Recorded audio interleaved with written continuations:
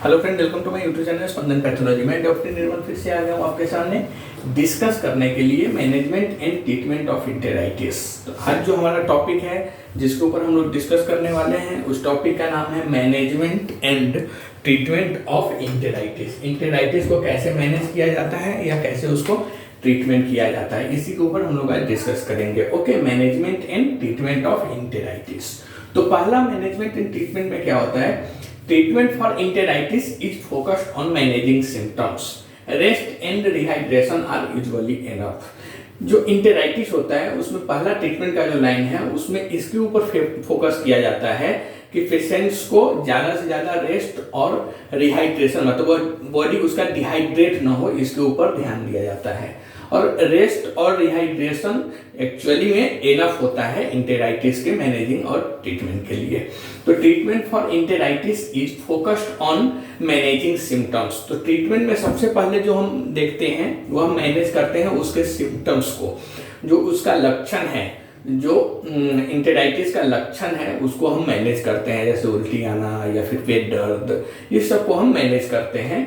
उस सब पार्टिकुलरली अगर उल्टी आ रहा है तो या फिर पेट दर्द कर रहा है तो उस सिम्टम्स के ऊपर ही हम काम करना चालू करते हैं। और दूसरी बात कि पेशेंट को बोलना रहता है कि आप पेशेंट को प्रॉपर्ली रेस्ट होना चाहिए, उसके बॉडी को डिहाइड्रेट रखना चाहिए, उसका डिहाइड्रेशन ना हो इसके ऊपर ध्यान देना चाहिए, ये सब इनफ है। Second, if the cause is infection body will usually fight it without medication. अगर इंटेराइटिस का कारण, अगर पेशेंट को इंटेराइटिस का कारण इन्फेक्शन है, किसी इन्फेक्शन की वजह से अगर पेशेंट्स को इंटेराइटिस हुआ है तो उसका बॉडी ऑटोमेटिकली उस इन्फेक्शन के अगेंस्ट उससे फाइट कर लेगा, उस इन्फेक्शन से लड़ लेगा, वो बॉडी से उस इन्फेक्शन को हटाने के लिए। तो if the cause is infection body will usually fight it without medication. बिना किसी दवा के, बिना किसी मेडिसिन के, बिना किसी ट्रीटमेंट के अगर इंटेराइटिस का कारण पेशेंट्स में इन्फेक्शन है, और नॉर्मली इन्फेक्शन है तो ज़्यादा सीवियर इन्फेक्शन नहीं, माइल्ड है, तो फिर वो बॉडी इन्फेक्शन के अगेंस्ट जाकर खुद उससे फाइट करके उस इन्फेक्शन को ठीक कर लेता है। Occasionally, a bacterial infection may last longer than usual than use antibiotics to help fight it. कभी कभी, occasionally, कभी कभी अगर बैक्टीरियल इन्फेक्शन है और सीवियर बैक्टीरियल इन्फेक्शन है, ज़्यादा इन्फेक्शन हो गया हुआ है बैक्टीरिया का, तो वह थोड़ा दिन तक पेशेंट्स को परेशान करता है, इंटेराइटिस का लक्षण दिखाता है काफ़ी दिनों तक, और उसमें हमें एंटीबायोटिक्स भी यूज करना पड़ता है। एंटीबायोटिक्स किसके लिए? तो antibiotics to help fight it, उस इन्फेक्शन से, जो कॉज इन्फेक्शन का कॉजेज है, बैक्टीरिया है, उस बैक्टीरिया से मारने में मदद करता है एंटीबायोटिक्स। एंटीबायोटिक्स का काम ही होता है कि जो कॉजेटिव एजेंट्स बैक्टीरियल है उस बैक्टीरिया को मारने के लिए एंटीबायोटिक्स का काम होता है। एंटीबायोटिक्स, बायोटिक्स मतलब बैक्टीरिया, और एंटी मतलब उसके अगेंस्ट, तो बैक्टीरिया के अगेंस्ट जाके जो काम करे उसे हम एंटीबायोटिक्स बोलते हैं। अभी कौन कौन से एंटीबायोटिक्स मोस्टली यूज होता है? तो cotrimoxazole and metronidazole are first line drugs for oral administration.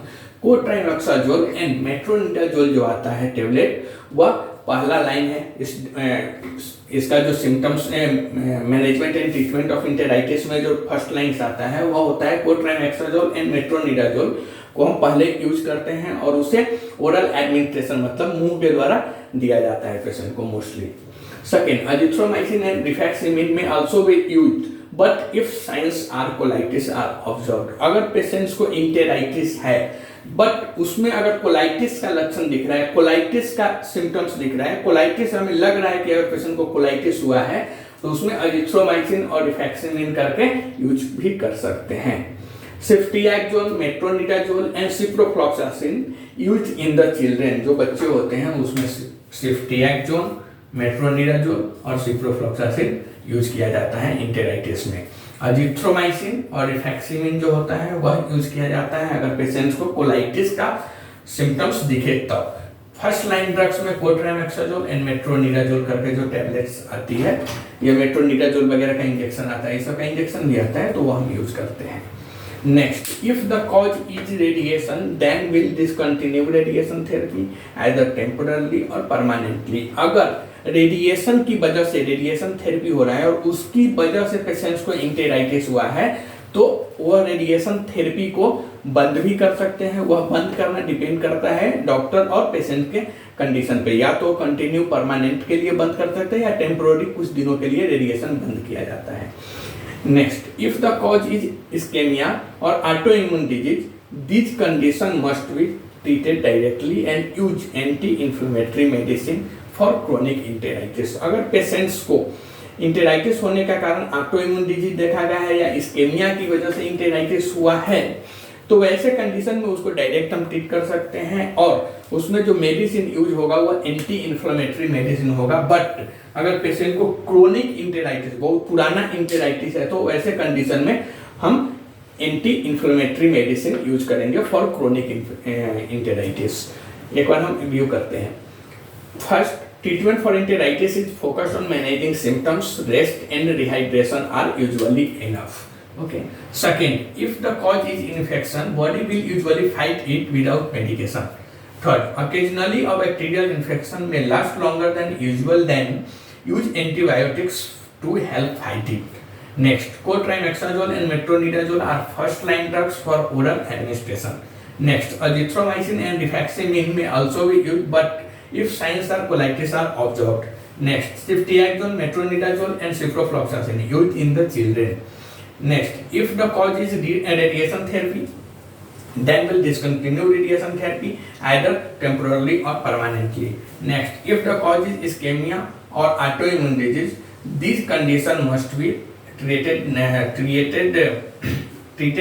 directly and use anti-inflammatory medicine for chronic enteritis. तो अभी जो हम बात किए हैं, अभी जो हम लोग देखे हैं, डिस्कस किए, हुआ होता है एंटेराइटिस के ट्रीटमेंट कैसे करते हैं और मैनेजमेंट कैसे करते हैं। नेक्स्ट वीडियो में हम आपके साथ मिलते हैं फिर एक नए टॉपिक पे। तब तक के लिए थैंक यू।